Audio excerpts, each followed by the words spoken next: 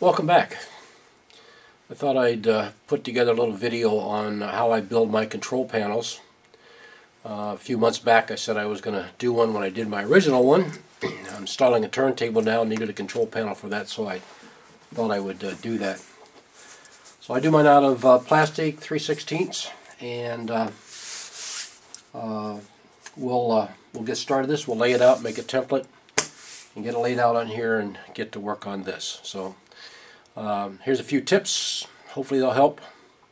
Just kind of the way I do it. So enjoy. Okay, I've got my template laid out, so I know where I'm going to drill my holes. They are different sizes, so make sure you keep in mind where you've got to put those holes.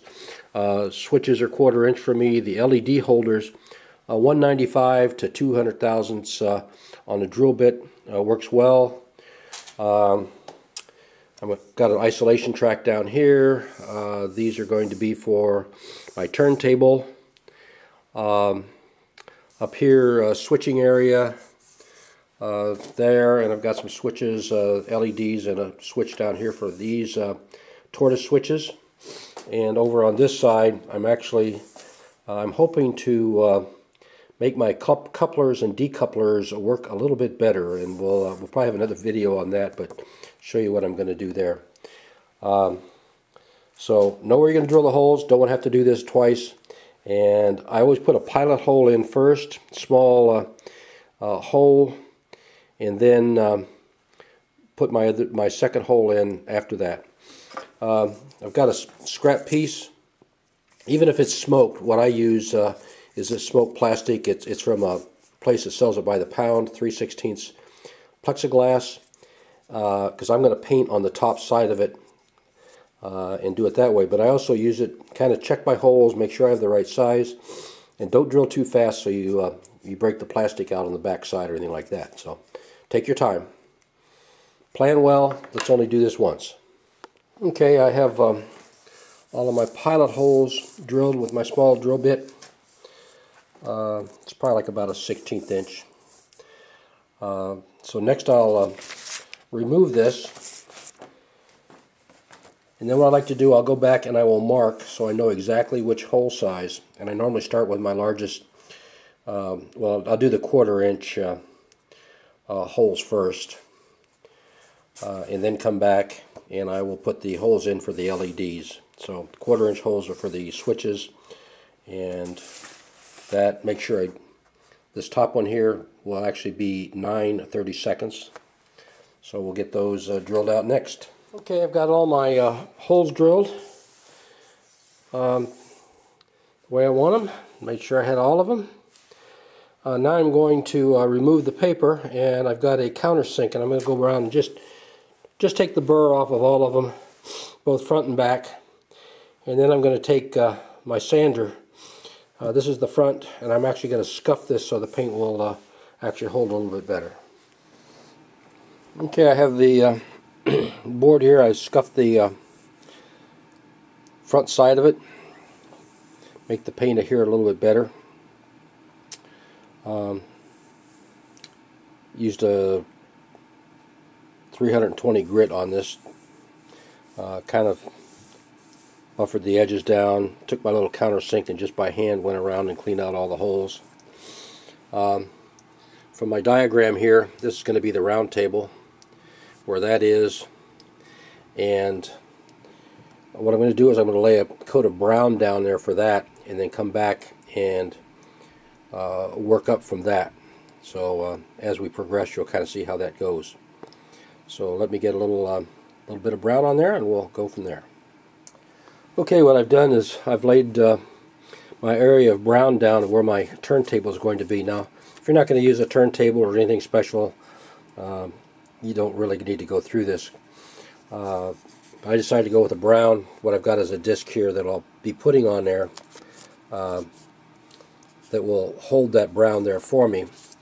Because next I'm going to come back through and I'm going to paint the areas where the track down through here, up here, and over will be black. And Then from there I will mask off the rail lines and put those in. So once I put my top coat, my gray, then I will do that. And then let's go over here real quick just to kind of show you the here I didn't have to lay the brown down. I laid the coat of black down, masked off where the lines would be, put the top coat of light gray on for me, and then remove the tape. Then we'll go through and wire the system up. Here we have the black laid in for the track lines, and I've gone back and I've masked it off. I use a product, I think it's called Fine Line. You find it at your automotive paint store. This is 3/16. They have a couple different sizes. A lot of times you'll find some of the pinstriping material. Sometimes you can lay that down to do that. So we've laid that in there. These curves, to help you kind of, if you're going to make a full 180 or even a 90, pie pan lids, anything round that might fit that size, it'll help you be able to swing the arc for you. Will definitely help. So next we're going to lay the light gray color down that I use as a top coat, and we'll go from there. Okay, the gray has been laid down. Krylon takes about 10 minutes to be kind of dry to the touch, a little bit longer. I wait about 10 to 15 minutes and start pulling the tape back up. Very carefully. X-Acto knife really helps kind of get underneath the corner and lift that off. I'm going to set it aside now for a day, and then we'll start mounting the switches and go from there. Thought I'd do one real quick shot here of after I've gotten it all painted.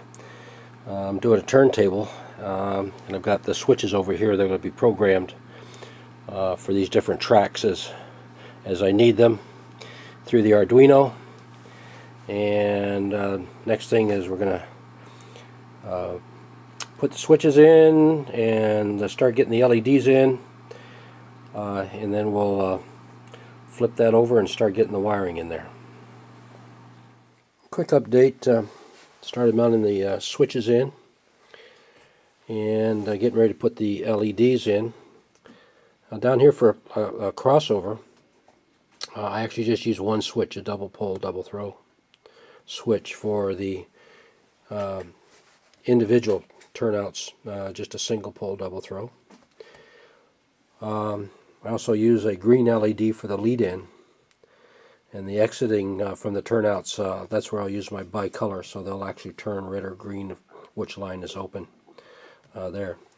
If you've not watched my video on how I do the wiring, I recommend that. If you use tortoise switches, I use dual power supplies, two 12-volt power supplies, and it makes the wiring a lot simpler. Just kind of review that YouTube video on my channel.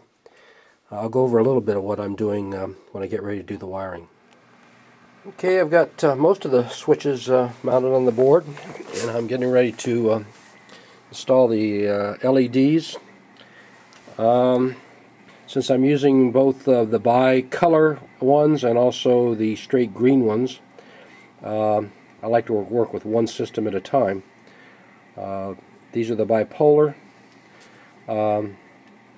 As long as you tie the two, line up the two, either the longer ones or the shorter ones, doesn't matter which one, but line those up together in pairs because we're going to tie those together. These holes, actually I went back and checked my drill bit, about 210 thousandths, I believe that's 1364, somewhere pretty clear around that. I do use the LED, little LED socket, 3mm. I'll make the front panel a little cleaner, and we'll look over here. So here they are going in there. So as you're wiring this up, do not test these until you have a tortoise motor hooked up to it, or somewhere 600, 1,000 ohm resistor on the end. You need some resistance or you're going to burn these out. Even though it looks like an open circuit, you'll burn them out. Okay, well, the next thing I'll do, now that I've got these all mounted, my bicolor, the hot glue gun is my friend, and I'll go around and put a small dab of hot glue on these to hold them in place. Then we'll come back and I'll install straight green LEDs. In my situation, you need a loading resistor there. I use a 3.3K resistor with mine. All depends on how bright you want them. You can reduce the ohmage, get them a little brighter, up it if you want them to be a little bit dimmer. Okay, wiring panel's pretty much completed. Wiring is done, LED switches are in, so we just have to get it in place now and see how we do. Okay, we've got it all together. Let's say I'm going to attempt to do a little project over here with these with some servos. And we have an isolation track in here.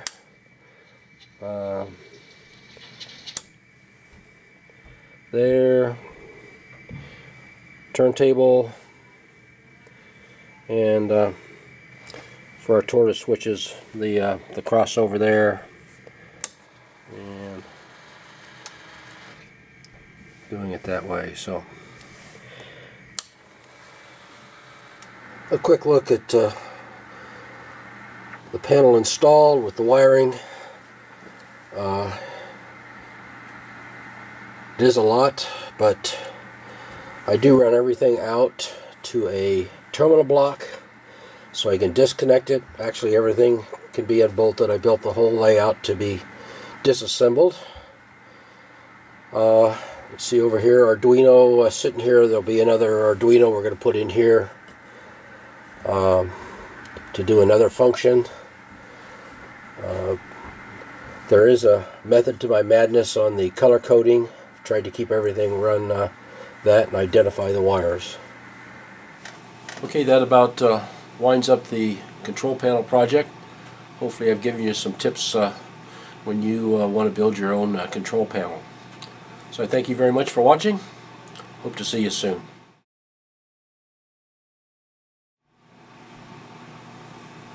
That about wraps up the control panel. I hope I've given you some tips and some ideas.